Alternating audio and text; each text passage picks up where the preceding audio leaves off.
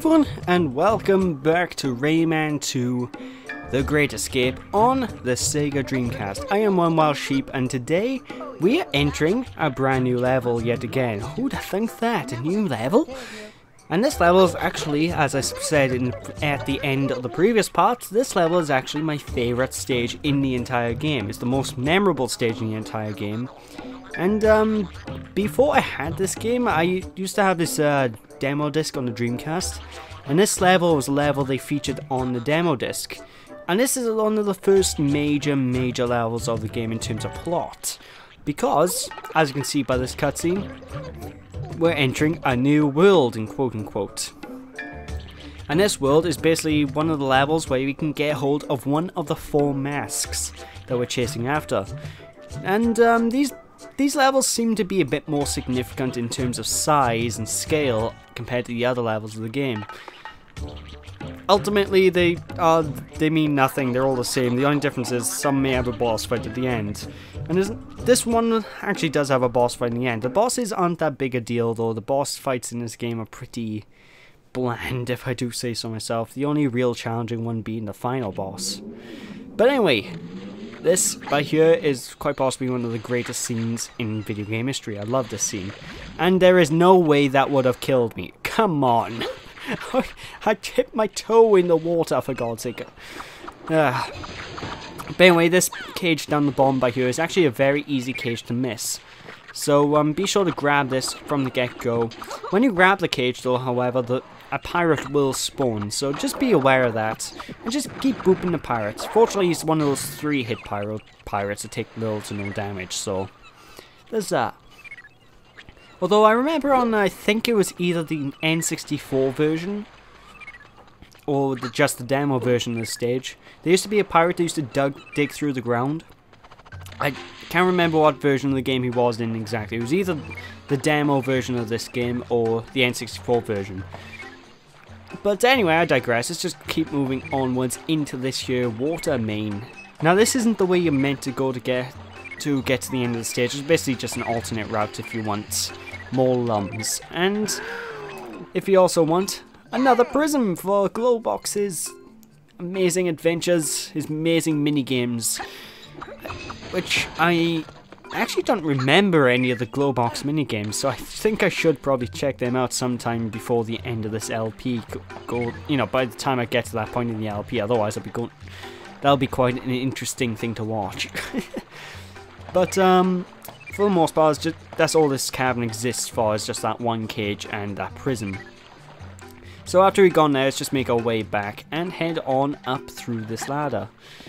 And I don't know why, this section, I used to think this section of the level was quite ominous back when I was younger. I don't know why, it's just a cavern in like a mountain, that's all there is to it. It's nothing spectacular. I mean, I've seen more impressive things before. I don't know. Anyway, as you can see, he's got 2 glowing pyramids by here. And of course, a surprise pirate, hello. The pirates you don't have to worry about, take him down like any other pirate, but the 2 glowing pyramids are actually switches. And what we need to do, we need to find an orb of the exact same colour as the pyramids in order to open it. So basically we need to find an orange orb, for example. Then lob the orange orb onto the orange pyramid, which will then cause some sparkly particle effects that look pretty nice. And then we'll need to do the exact same with the blue orb and put that on the blue pyramid. And after that, our way into the next segment of the stage will, you know, we'll be able to progress further. And that was not an obvious jump cut. Basically, I had to pause the game because I had to do something, so. But anyway, at the side of this hut, there are kegs that you can, explosive kegs to throw at the doors. So grab the explosive keg and we'll walk straight in. Murphy's going to explain this magic sphere, quote unquote. So just do that, grab the sphere as you would a normal keg as well. Take it to the prism, throw it on the prism, and it should, if you're close enough to the prism, lock into place. This game is very good at having the game automatically lock your throws, so whenever you throw an object, it'll lock into place somewhere you want it to go, so there's no need to worry too much about that. I love this music though. When you get into this room with this magic sphere, for some reason the music just really picks up and gets all upbeat. I love it. It's just so good.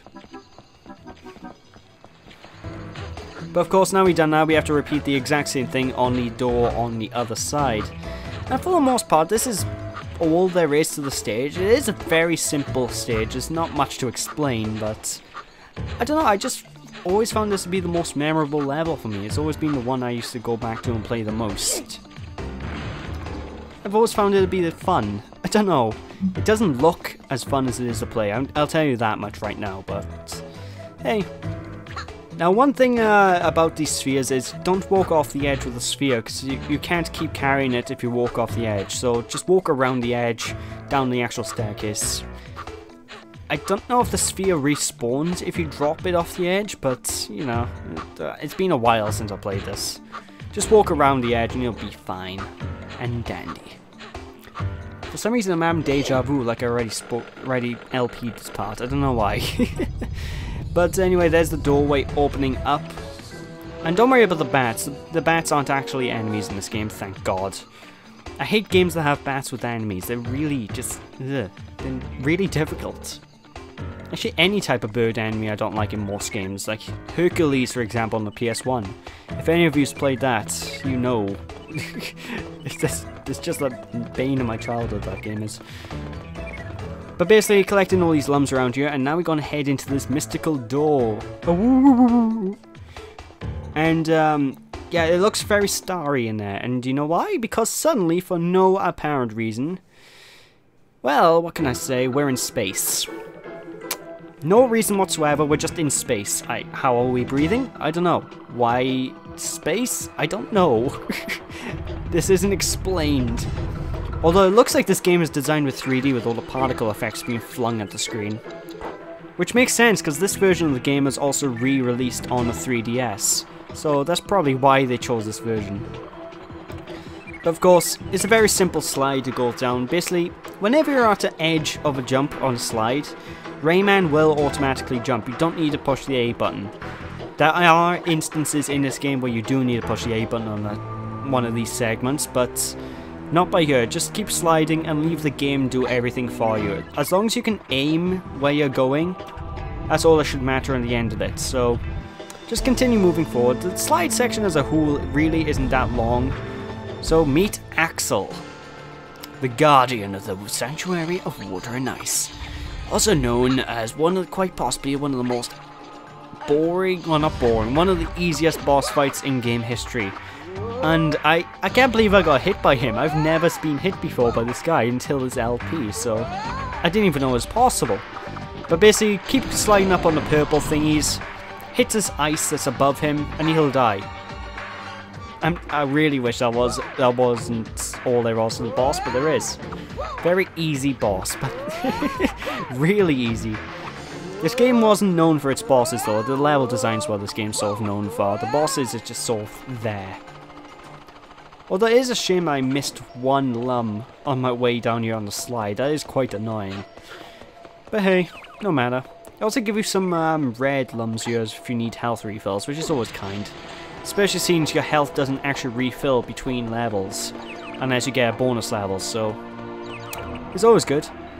So what's at the end of this level? Well, we got a nice cinematic, that's what. I love the scene though, it's so, how do I put it? It's just such an epic scene, it's just very climactic, very, I don't know, the music is just, everything fits, it's just a good scene. Gives me goosebumps every time I watch it.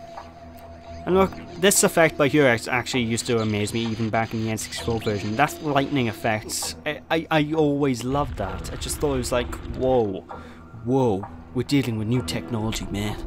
But anyway, here it is, the first of the 4 masks. And yes, every single mask looks as creepy as this, and every single mask looks like it's been taken straight out of Hercules.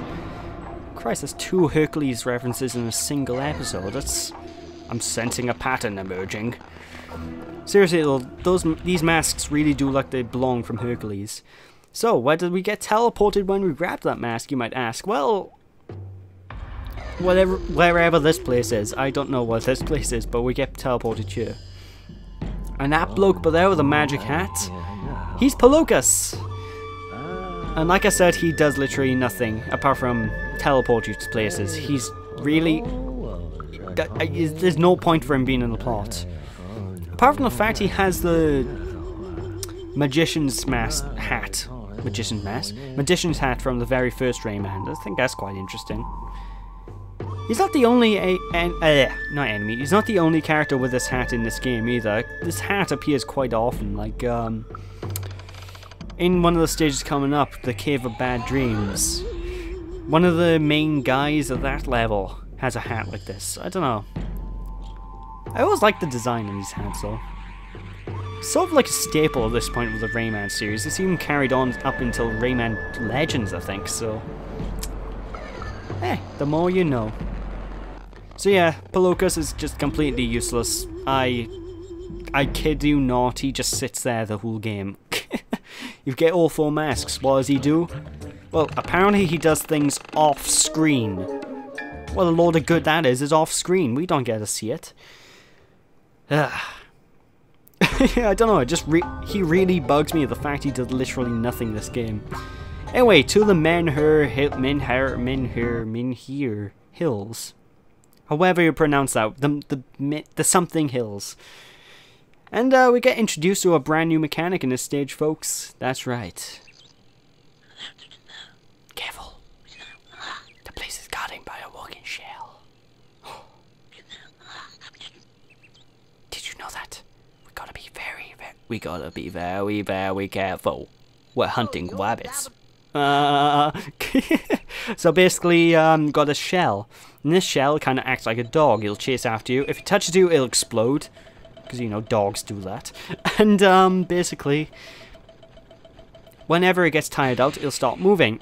And when this happens, you can jump on the shell and start riding it.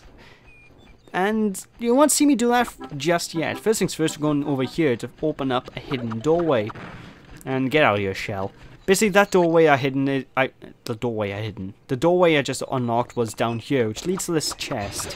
Very easy chest to miss. It's not a chest, it's a cage. What am I on about chest? Well, it's very easy to miss nonetheless, so be sure to boop that switch and come down here while you can. So anyway, where's this rabbit? I can't do Elmer Fudd's voice. I really wish I could, because Elmer Fudd's like an awesome character from Looney Tunes. But anyway, the main bit of advice I can give you is just sort of run and stop whenever he gets tired.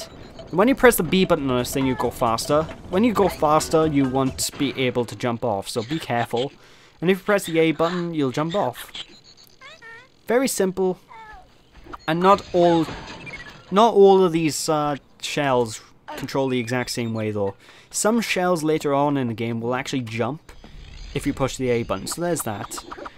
Anyways, just start having a 2-on-1 battle. Oh yes, things are getting interesting. Well, not really. These pirates are some of the weakest types in the game. They go down very quickly. I thought I was going to have more trouble than that, to be honest, but I didn't. Anyway, go in this back room and you'll have access to the last cage for this episode. So, with that, folks, I'm going to head off and finish off the rest of the stage in the next part. So, thank you guys for watching. Hope you've all enjoyed. Don't be sheepish, people, and I'll catch you all in part 6 when we finish off the Menhir Hills. Thanks for watching. See you after. Bye!